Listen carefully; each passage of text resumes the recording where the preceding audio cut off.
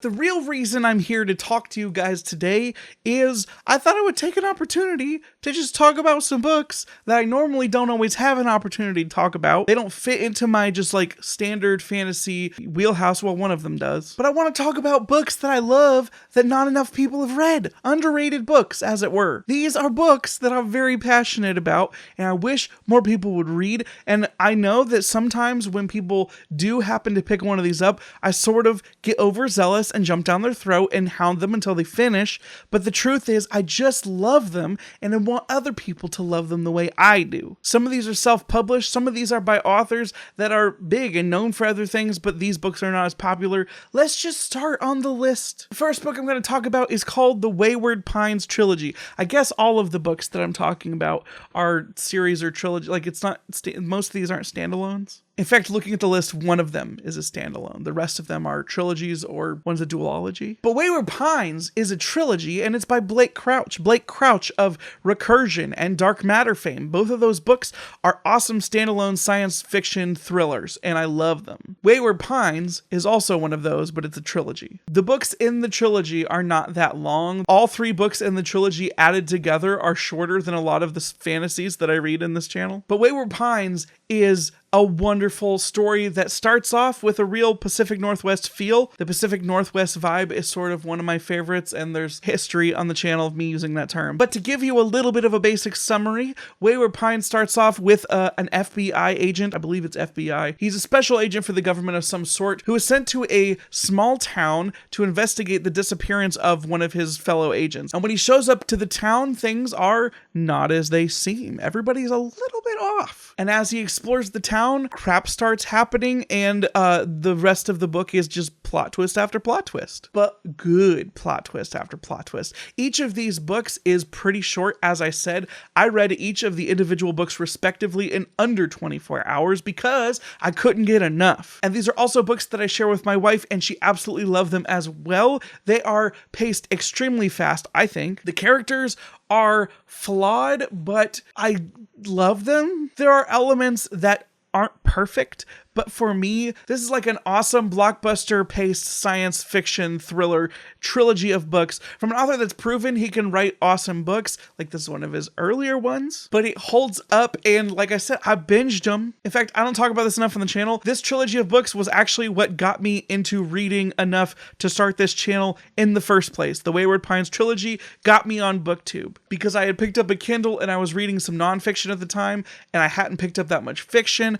I tried to get into some fiction and it wasn't working for me, and I was starting to think that maybe fiction wasn't for me anymore. And look at me now, folks. And I can thank Blake Crouch's Wayward Pines trilogy for that. I said, I want to look up a book that I feel like I know I'm going to love going in, because I had some real stinkers in a row. I picked these up and dang. Just know that if you pick these up and you tell me, I will do my best to make sure you finish the trilogy as quickly as possible. Just as an aside, if you happen to have Kindle Unlimited, you have that subscription, the books and the audiobooks for all three of these are available with that service for free. You looking for a fast-paced sci-fi thriller? Check those out. Speaking of science fiction thrillers, let me tell you about the Extinction Files duology. A.G. Riddle is a self-published author, and I absolutely love his books. I don't know how my friend Trevor came across this one. It could have just been through Kindle advertising. Nevertheless, my friend Trevor really loved this book, and he suggested that I read it.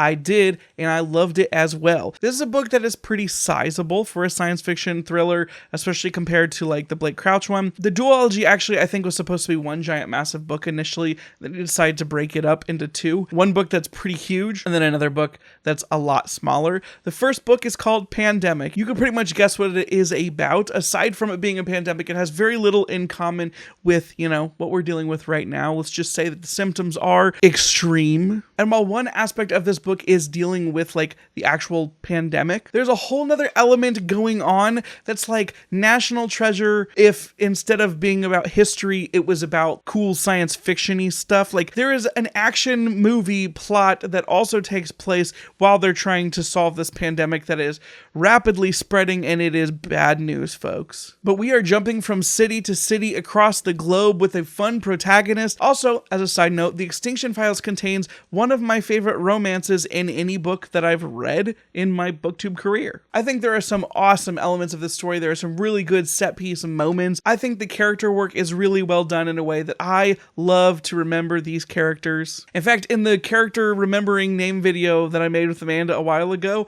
I actually remembered characters' names from this series, which is extremely rare for me. And I read this book in 2019. But A.G. Riddle is this self-published author that I feel like not enough people have read, and the Extinction Files is amazing. I don't think I know a single other person who has read A.G. Riddle on BookTube. And since I'm already talking about A.G. Riddle, I want to talk about another one of his series, which is the Long Winter Trilogy, which I can't tell if he's self-published or if this one was actually published by an independent publishing company. But the Long Winter Trilogy is also a science fiction thriller, but this one has to do with space. Has to do with what happens if all of a sudden the Earth starts getting extremely cold, extremely fast. It follows two different protagonists as they try to solve this, and there is a lot of awesome action with actual space, and then the second and third books take it to a whole different level of science fiction in a way that I can't spoil, but let's just say that it goes places. And the second book in the series actually shares a common trait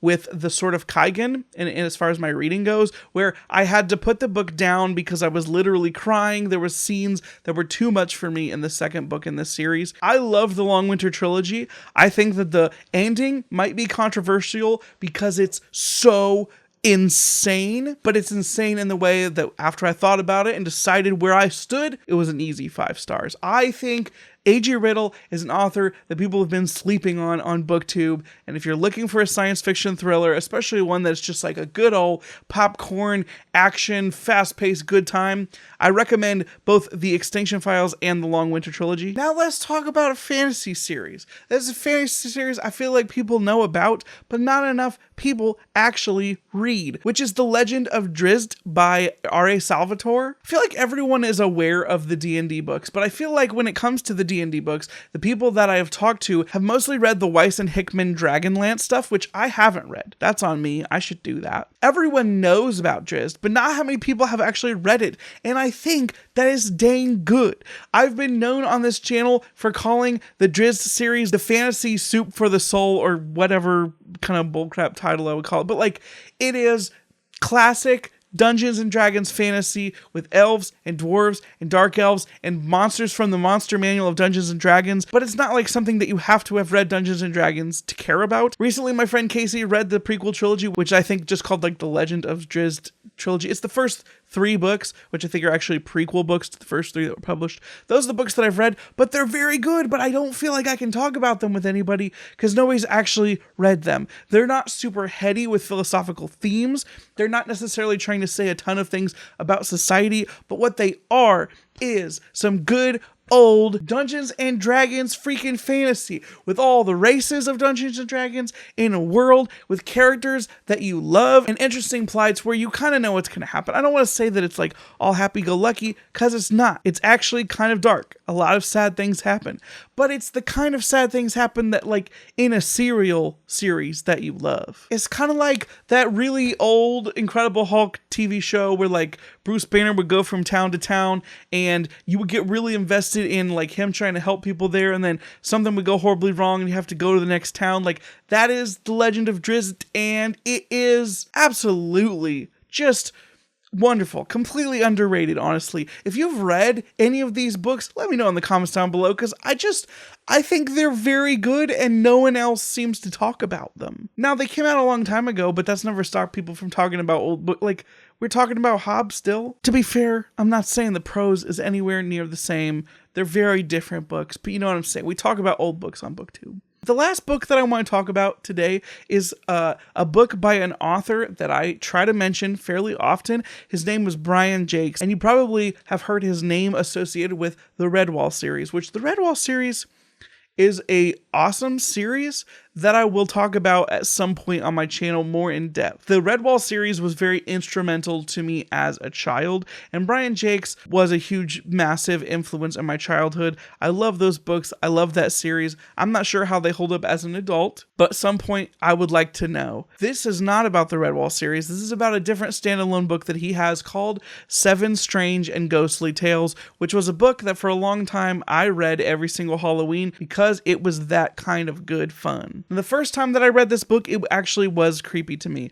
I'm guessing that if I read it as an adult, it's not so much creepy, but these stories are weird, quirky tales that Brian Jacques uses as sort of like Aesop's Fables thing. Like there is a moral to each of these stories that are sort of used as the plot twist, but they are set in a scary, horror-light setting. And I think that they are delightful, and some of them are darker and some of them are more silly, but I love this collection of stories. And like all of the Brian Jacques books that I know, he narrates his own audiobook, and he does a wonderful job of bringing these short stories to life. Even among Brian Jacques fans, I don't know if I've met anyone else who has ever talked about this book, but this book was such a staple of like a thing that I read every year to get my Halloween vibes going without like completely getting to the point where I'm gonna pee my pants scary. But like I said, I was a kid. It was a little creepy. I would love it if someone heard me talking about this book and could let me know in the comments down below if you've ever heard about it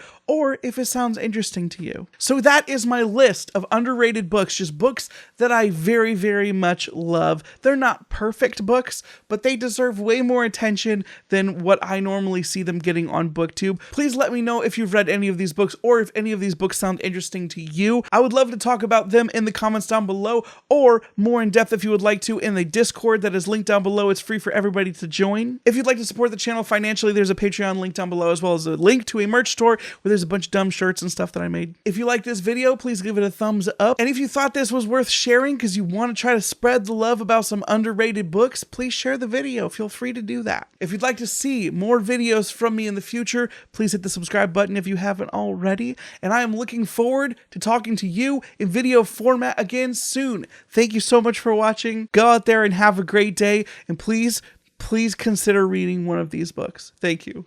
Bye. Sleep, no one ever get enough. Always looking out tired. Sleep, no one ever get enough. If I don't show up, I might get fired. Sleep, no one ever get enough. Always looking out tired. Sleep, no one ever get enough. If I don't show up, I might get fired.